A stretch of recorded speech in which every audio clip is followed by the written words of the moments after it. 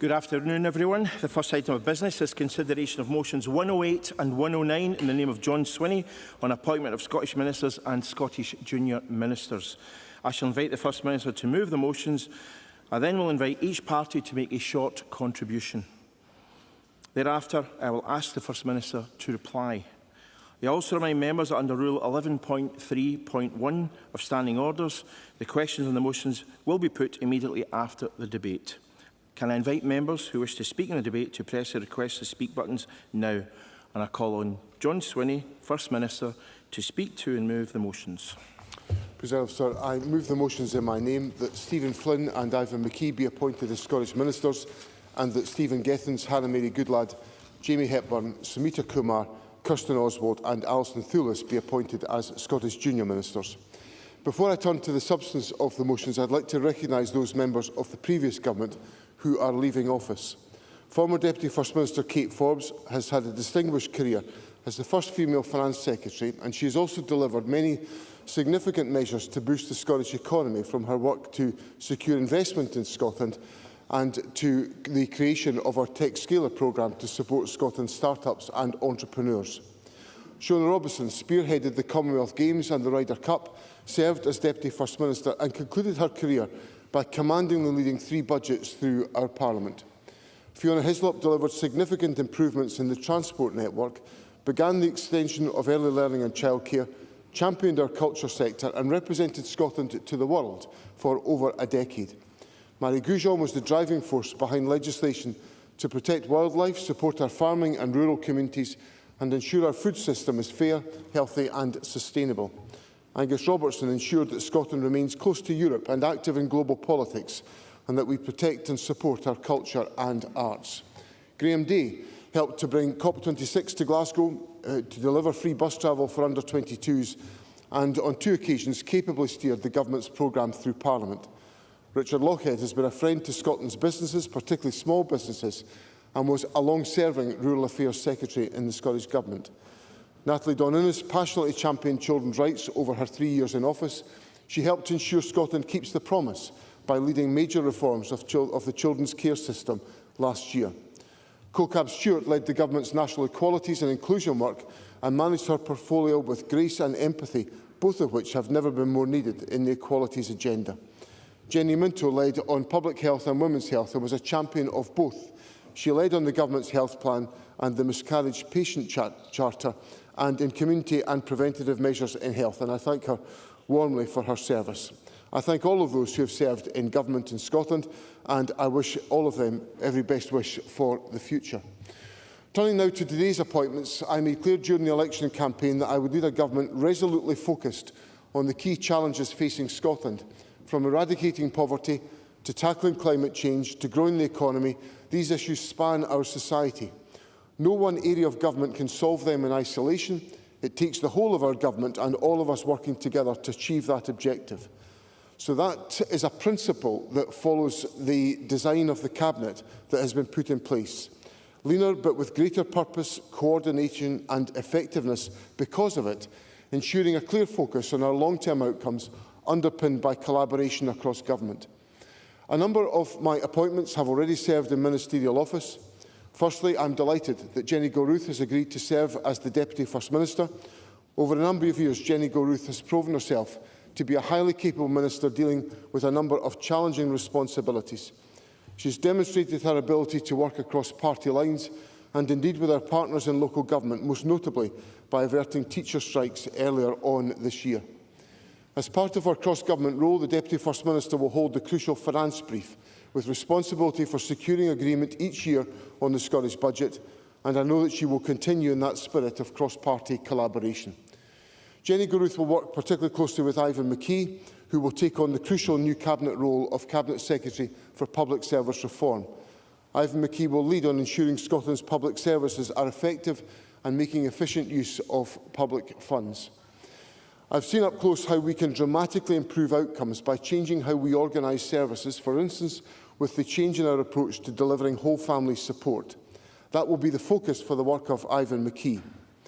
Stephen Flynn joins the Cabinet with responsibility for the economy, tourism and transport. Marrying these 3 important roles together is a recognition of how developing Scotland's economy and improving our connectivity go hand in hand. A number of other Cabinet Secretaries returned to Cabinet in recognition of their strong track record of delivery, but in new responsibilities. Angela Constance has made an outstanding contribution as Justice Secretary, dealing with the great challenges in our prison system, as well as introducing landmark changes to support victims and witnesses in the justice system.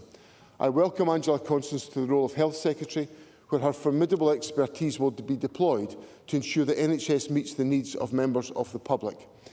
Neil Gray, who has been instrumental in delivering falling waiting times in our NHS, alongside the network of GP walk-in clinics, will become Justice Secretary, continuing the Scottish Government's work to keep people safe, which is the first duty of any government. Mary McCallan has served with distinction in all of her responsibilities, most recently in the crucial housing brief.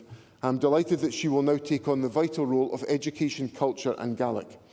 She will put her talent, drive and determination to work, delivering the expansion of early learning and childcare and continued improvements in Scottish education.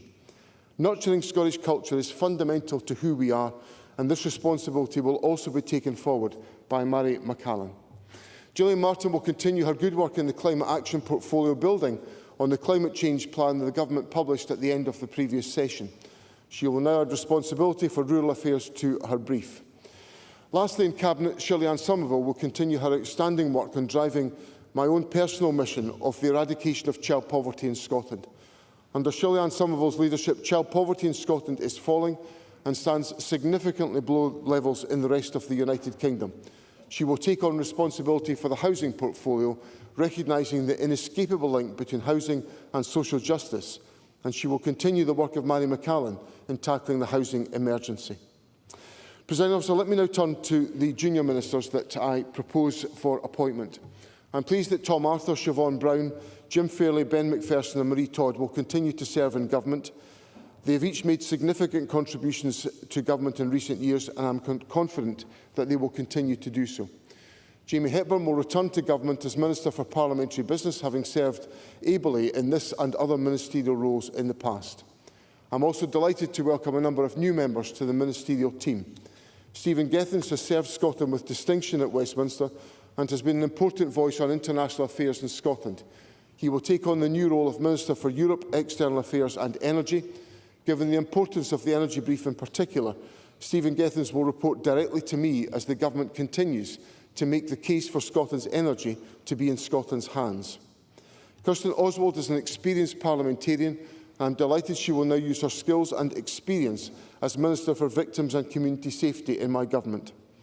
Alison Thewlis has been a formidable and tenacious advocate for Scotland in the House of Commons and led the way in fighting against the UK Government's despicable rape clause. I am pleased that she will now take up the role of Minister for Community Care. Sumita Kumar is new to Parliament but an experienced hand as a diligent champion of her community and local government. She will take on the crucial role of Minister for Equalities and International Development, a portfolio that is of deep personal importance to me. Finally, I am delighted to welcome the newly elected MSP for Shetland, Hannah Mary Goodlad, to Government as Minister for Public Finance. Hannah Mary Goodlad has extensive experience in the private sector and will support both the Deputy First Minister and the Cabinet Secretary for Public Services Reform in her new role. Presiding Officer, as First Minister, I have decided to take on direct ministerial responsibility for constitutional matters. The election result on the 7th of May, in which the largest ever number of pro-independence MSPs was elected, makes clear that people in Scotland desire constitutional change. With polls showing support for independence in Scotland now in the majority, and with pro-independence First Ministers now in office in Scotland, Northern Ireland and in Wales, the constitutional question is now reaching a tipping point here and across these islands. Put bluntly, successive Westminster governments have tried to wish support for self-determination away, and as the result of the election demonstrates, they have failed to do so. My entire government, led by me, is committed to continuing to build support for Scottish self-government, and in our daily actions to improve our public services and our economy, all of us are preparing for Scotland to become independent. Presiding Officer, all of these ministers, like me, are ready to get to work, to deliver and to make the change the people in our society want and need and expect to see. I therefore ask Parliament to approve the appointments today.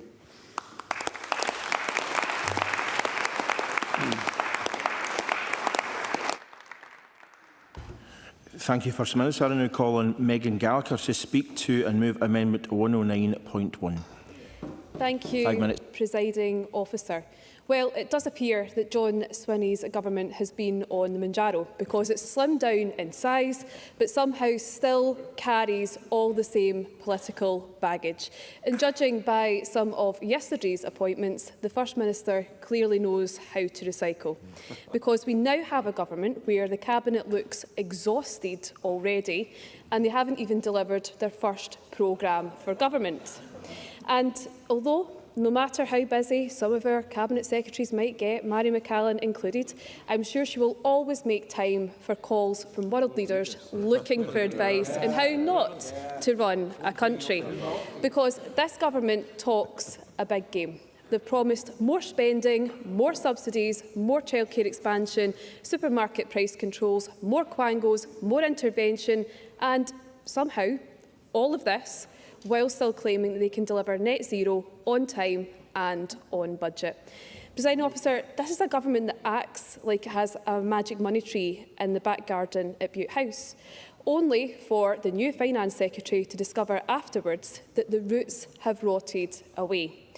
During the election campaign, the SNP treated the Scottish public to a never-ending parade of gimmicks and giveaways. Free this, cap this, ban this, subsidise that.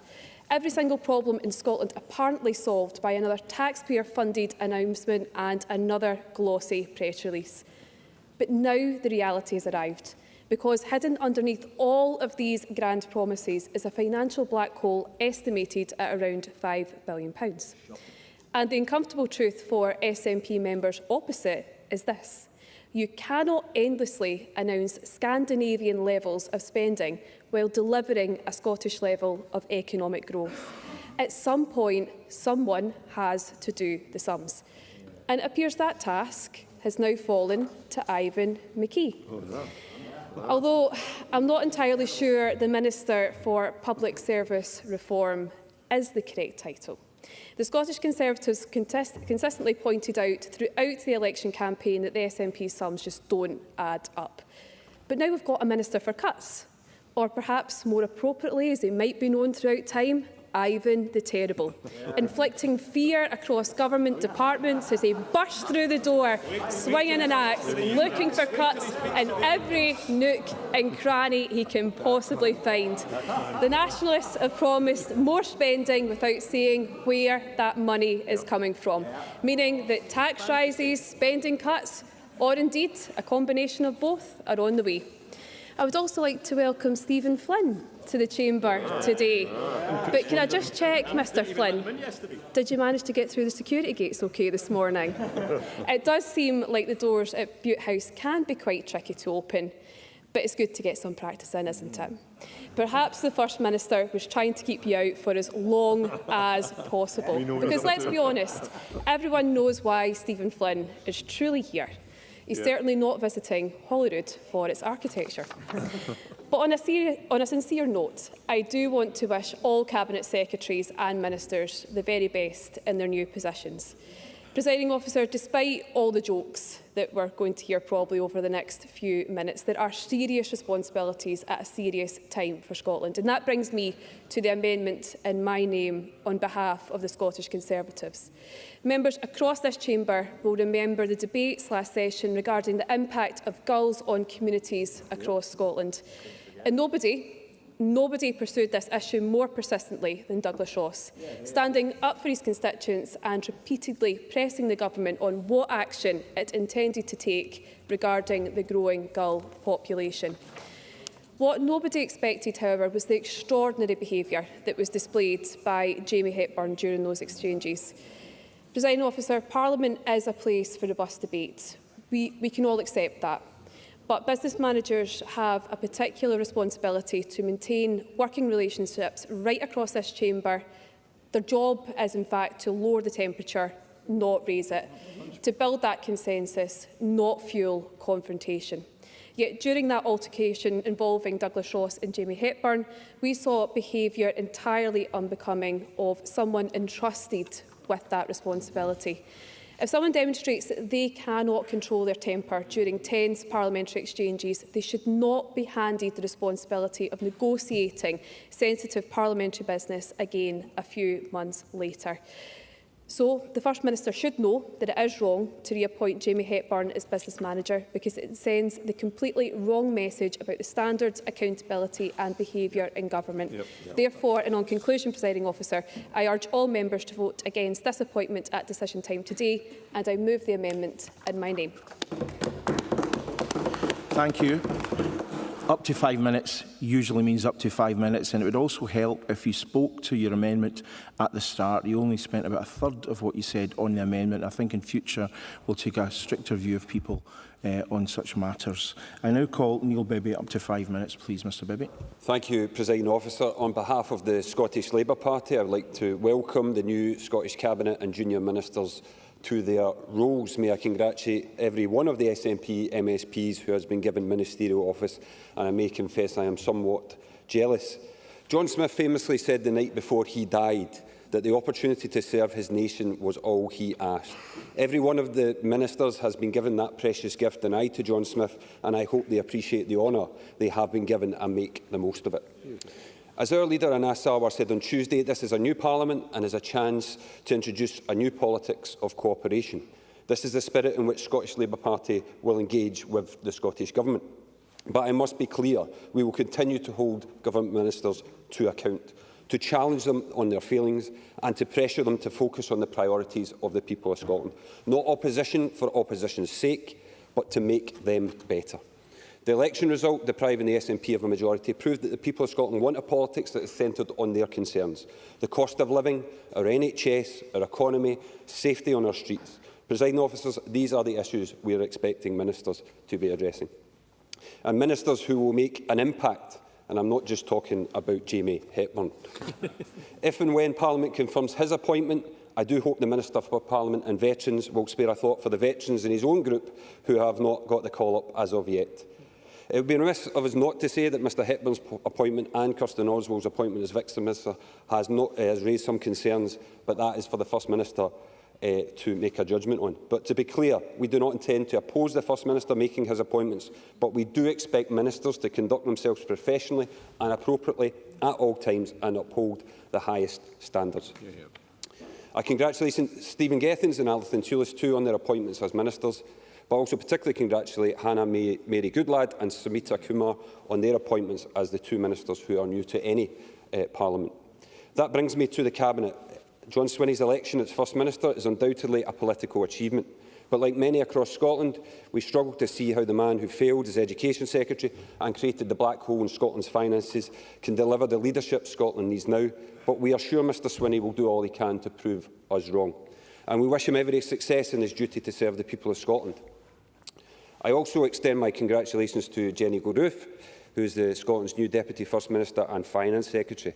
Ms Gilruth has her work cut out for her to fixing the mess that her boss has made of her finances, but we do wonder, given her U-turn on mobile phones in classrooms, whether she'll be confiscating phones on the way into the Cabinet room as well in due course. But when it comes to fixing the mess of our public finances, the task truly falls to Scotland's new Cabinet Secretary for Public Service Reform, Ivan McKee. Ivan McKee could be joining a rich SNP heritage of ministers with performative job titles. Oh, how we miss the Secretary for Wellbeing Economy, what became of the Minister for the Just Transition, the Minister for Independence and the Minister for Community Wealth are roles that have sadly faded into the past. But if it's not a performative job title, a more ominous ministerial title I cannot imagine. We can only imagine the title Minister for Job Losses and Redundancies was decided as being too on the nose. With the possibility of 20,000 public sector job cuts on the way, I hope he's ready to face the righteous fury of Scotland's trade union movement and the public at large. And on these benches, we are clear Scottish Labour's priority will always be to protect jobs and stand up for the interests of Scotland's workers. Angela Constance is our new Health Secretary. Congratulations to Angela Constance. A more important job it's hard to imagine. As Justice Secretary, of course, Angela Constance released hundreds of prisoners onto the streets early to tackle overcrowding in our prisons, and I wonder if she will adopt the same tactic to tackle delayed discharge. But when it comes to ambition, few can match Scotland's new Economy, Transport and Tourism Secretary, Stephen Flynn. We all saw Mr Flynn struggle to get into Butte House yesterday, perhaps a sign of things to come. But don't worry, First Minister, Mr Flynn has said he's right behind you. A statement of support or a threat, people can draw their own conclusions. Presiding Officer, a colleague of mine remarked that the new Cabinet looked like the cast list for a new production of Macbeth at Holyrood. If you ask me, it looks a lot more like The Usual Suspects. And the greatest trick John Swinney ever pulled was trying to present this as a fresh start for Scotland. Meet the new Cabinet, it looks an awful lot like the old Cabinet. But nonetheless, we look forward to working them to deliver for Scotland. Thank you.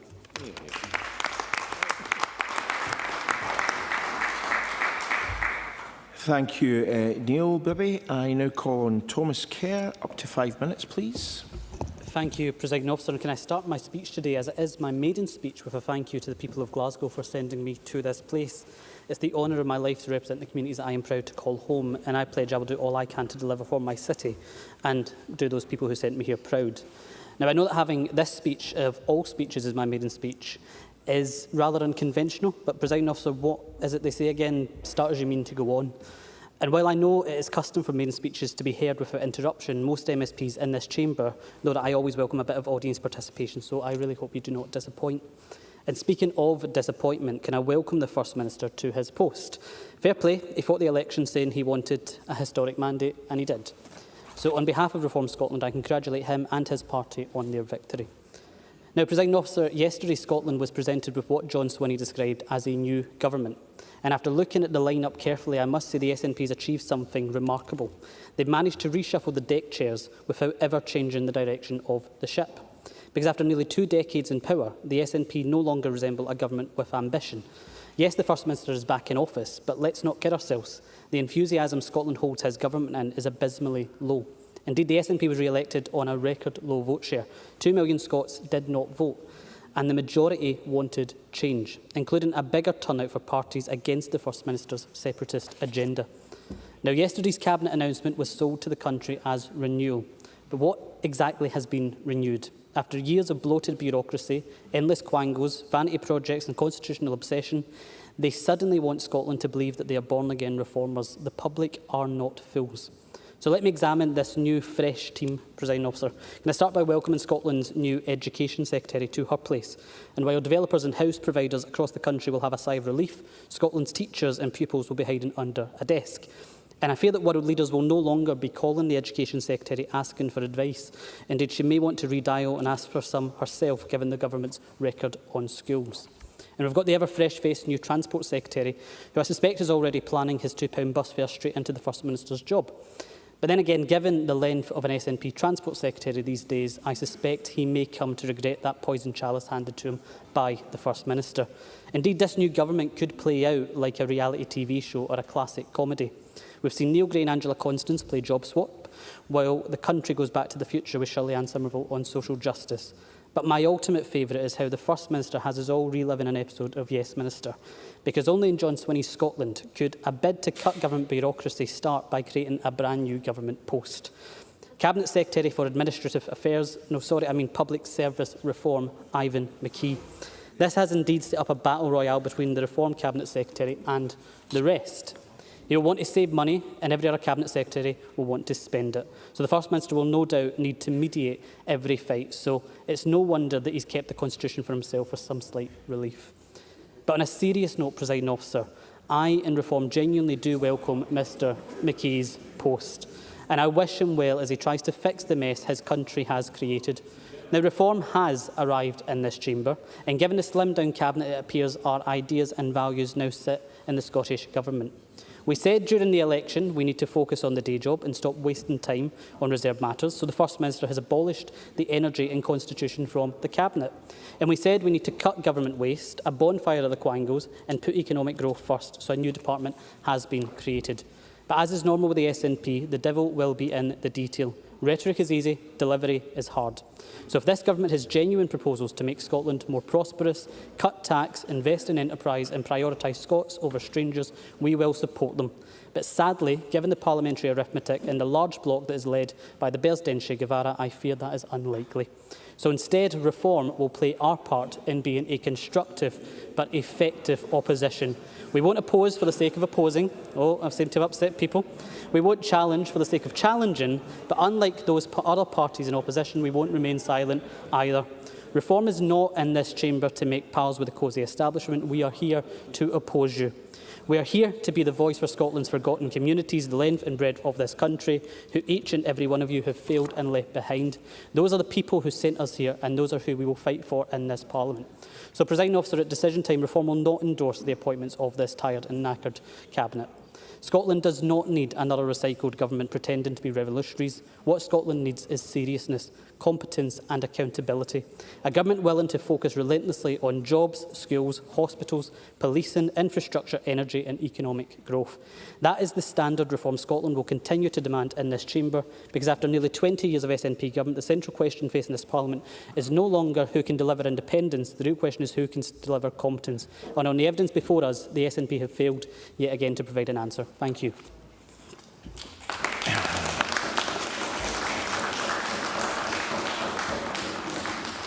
Thank you. I now call on Lorna Slater. Up to 5 minutes, please. Thank you, Presiding Officer. The Scottish Greens recognise the right of the SNP as the largest elected party to form the government, and I offer my sincere congratulations to all the appointed Cabinet Secretaries and Ministers. I am delighted by the gender balance of this Cabinet, and I offer my especial best wishes to Jenny Gilruth as the new Deputy First Minister. I offer my solidarity to Hannah Mary Goodlad and Samita Kumar. Going straight into a ministerial role as a first-time parliamentarian is a tough gig. I have every confidence that you will do really well, but I don't underestimate the challenge ahead of you. It's a steep learning curve. The Scottish Greens are sad to see Jenny Minto leaving government and want to thank her for her service, and particularly her support on the Safe Access Zones bill.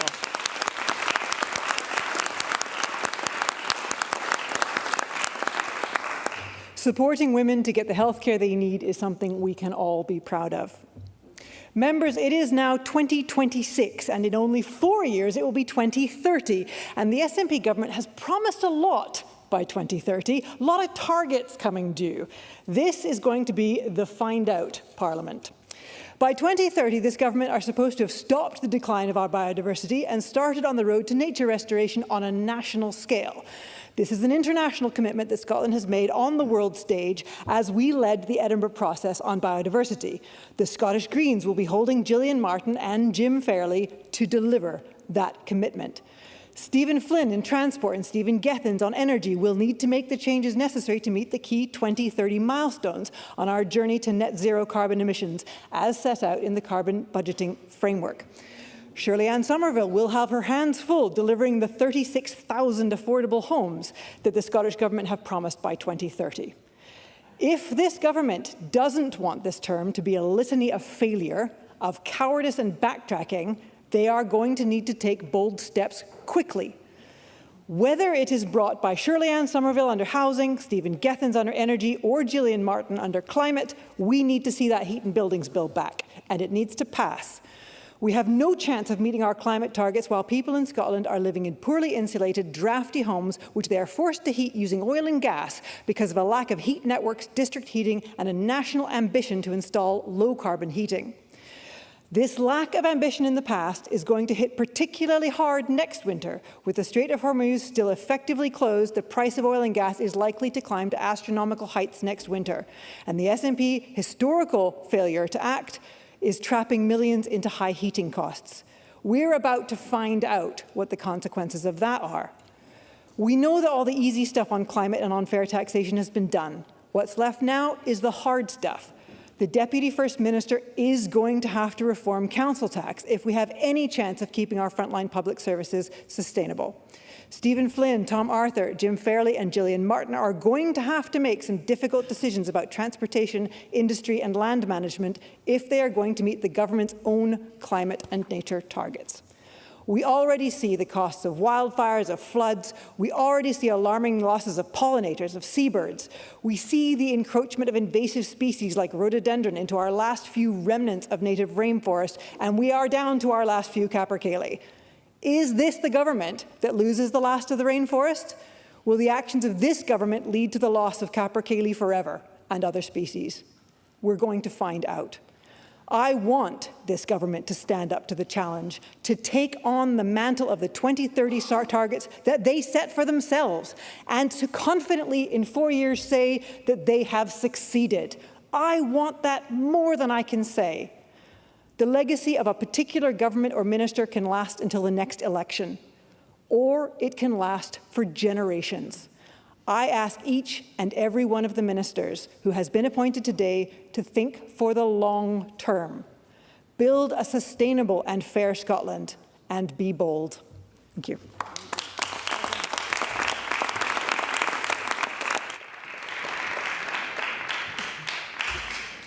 Thank you. I now call on Willie Rennie. Up to 5 minutes, please.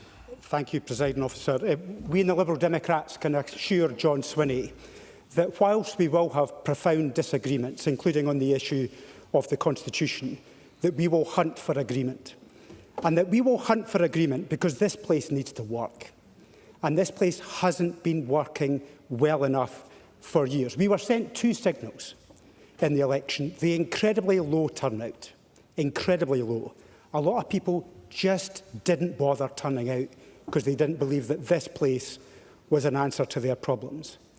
And the second one is staring us in the face, and it's 17 Reform MSPs. Now, I would prefer they weren't here, but they were sent here democratically by the voters, and they are sending us a very, very clear signal. They are hurting. So many would say to me this. They would say, Willie, I work hard, I pay my tax, I'm paying more taxes now, but I come home and my house is cold, but my bills are going up. And I look around and people are getting stuff for free. And I think I'm paying for it. Now, they've felt that since 2008. And they've been promised solutions ever since. And they haven't been coming. Now, the problem is they look around to blame other people in those circumstances if we, all of us in this place, do not deliver. So I don't like it. I don't like what they say. But we have to listen to it. We have to listen to it hard and provide solutions, because unless we do, there'll be more of them in this Parliament in future years. And I don't want that to happen.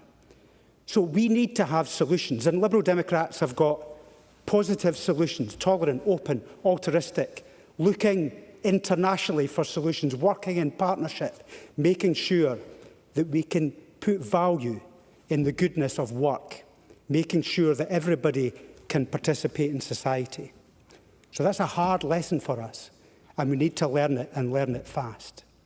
But I think people did turn to the Liberal Democrats in this election. We've got a bigger group than we've had for many years. In fact, it's the first year we've grown since 1999. Now, I like to take some credit for that, although I'm no longer leader. I managed to bring the Liberal Democrats to the lowest possible level that they could. So before he gets carried away, though, he should be reminded that he has got the lowest percentage of the vote of any returning Liberal Democrat to this Parliament. But I do want to pay tribute to the new ministers. It is hard, as Neil Bibby was referring to see others get onto the ministerial ladder. For those who come into politics, we're desperate to get stuff done, to get our hands on the levers of power. So we are frankly quite jealous, and it's hard to see people move on. But as much as we feel that, I can see the excitement in their faces, and that's a joy to see. And there are a few I want to pick out. First is my neighbour, Jenny Gilruth, who I've shadowed on education for some years, a fellow Fifer. Her mother is a constituent who I think secretly votes for me. Jenny keeps denying it, but I think it's true. And for those who were beneficiaries of attending the EIS hustings last year and are hoping to get support from her. She was the one who told 150 teachers, "Don't you shake your head at me," she said to them. So you'll get a hard deal if you think you're going to get anything out of Jenny Gilruth. But perhaps she will be able to deliver on the things that she's talked about in education in terms of delivering transfers of funding into education to deal with issues like additional support needs. There's a big opportunity there. Now, I talked about pain. And there are two individuals who are in this Parliament who have caused me pain, some time ago, some in more recent weeks. The first is Stephen Gethins. Stephen Gethins memorably defeated us by just 2 single votes in 2017, and I've had many nightmares ever since. But if there was anybody to lose to, it would be Stephen Gethins, because he's a fine parliamentarian and I'm sure he'll make an excellent minister. And more recently is Hannah Mary Goodlad. She managed to take the seat of Shetland, which has been Liberal forevermore. And she managed to do it with some style, and I am sure she'll be a very good minister. She has got the seat that she craved and seat at the table that she craved. And I am hoping... Is that 5 minutes already?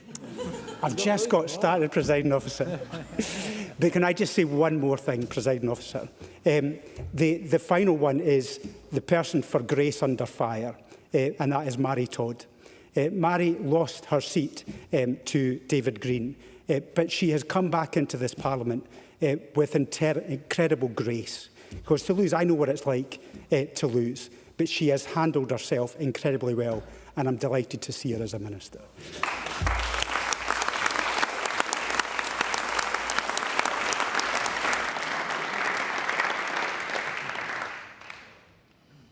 Thank you. I now call on the First Minister to respond. Up to 5 minutes, please.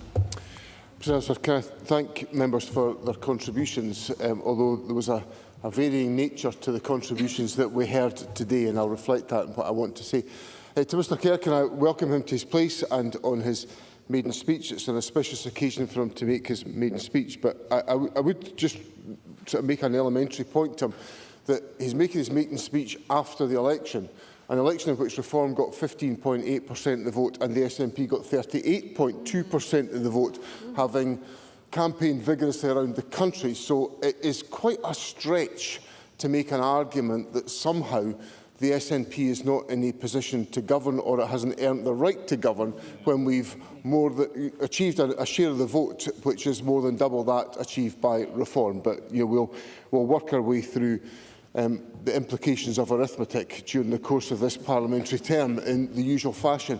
To Megan Gallagher, I was thinking, and this gives me an opportunity actually to make this point, that her speech would normally have been given by none other than Jackson Carlaw in the past. And I don't want to say this disrespectfully, but he was an awful lot funnier when he turned his mind to it.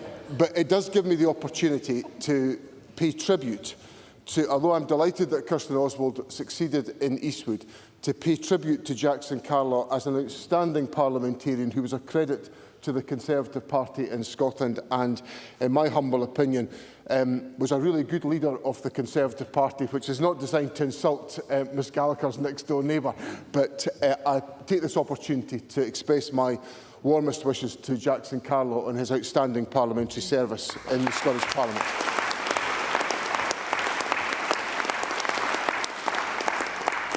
Megan Gallagher raised a substantive issue about Jamie Hepburn. Jamie Hepburn, in my view, addressed the issues that were at stake in his, with Douglas Ross. He did it properly. He stood for election. The people of Cumbernauld and Gilsyth sent him here with 50.8% of the vote.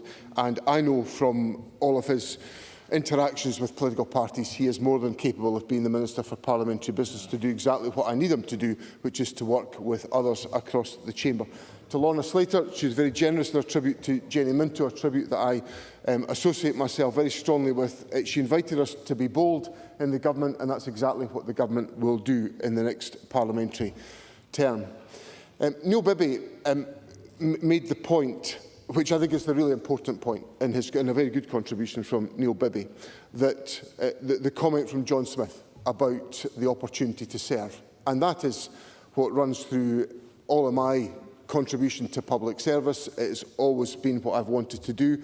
So I understand the sense of disappointment that colleagues will feel that they are not in the position to hold ministerial office after the election.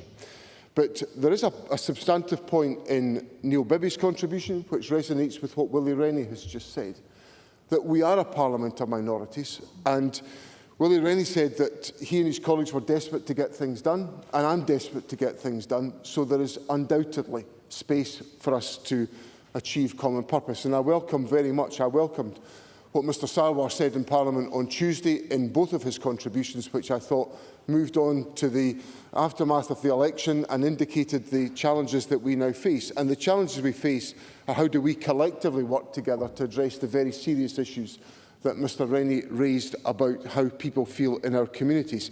And that's what I want to lead a government to do, to make sure that the people I spoke to during the election who are truly hurting just now because of the financial challenges that they face, because of the difficulties that exist in our society, some of which are a product of domestic circumstances, some of which are a product of events far away from us, but for which we have implications.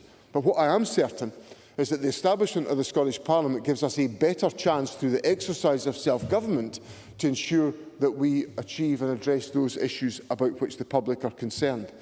So to all parties, as I ask for parliamentary support from my ministerial team, I give the commitment that I gave to Parliament on Tuesday, which is that my government will seek to work collaboratively with others. I've made my position clear about the basis of that collaboration to be taken forward. But we will only succeed if we work together in a spirit of collaboration, and my ministerial team is committed to doing exactly that.